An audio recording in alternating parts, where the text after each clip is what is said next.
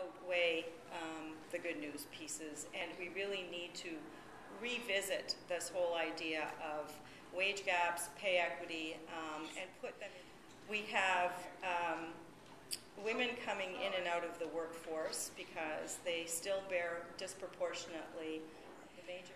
And the other discriminatory piece, which is the piece that pay equity addresses, is the built-in what we should be doing about it. So let me just refer to my notes here for a minute. There's a few about is that you know, this wage gap is all about women's choices. Women choose to work in areas that don't pay, accommodate family needs, and they have to accommodate work. And taking money away, it's just putting money where it should get.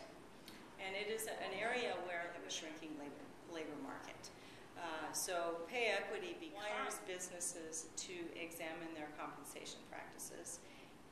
It requires them not only to examine their practices that are in your environment and what those jobs bring to your business and to the table.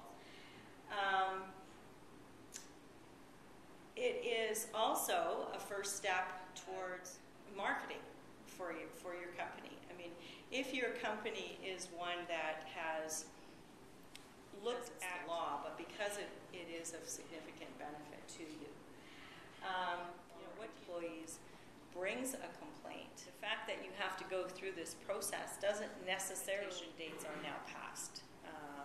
So technically now you're in non-compliance if you haven't addressed. But we also have a significant education component that we have always maintained.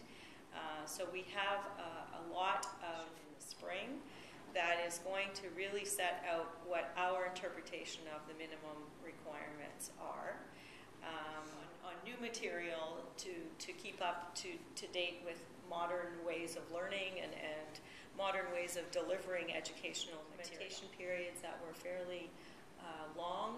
So we didn't really have to do that because we were more in tune to the audience. It shows you one of the big problems with it. We don't have any option. We have a piece of legislation because new jobs get added in. So it's not just a thing that you do one time.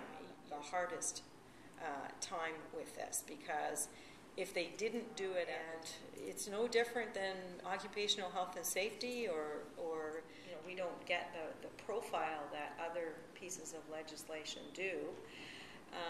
You know, we could probably about the standard, and I'm implementing it. It's not that hard, actually, because you only have 10 employees. You really need to just look at your structure of compensation, how you're going to do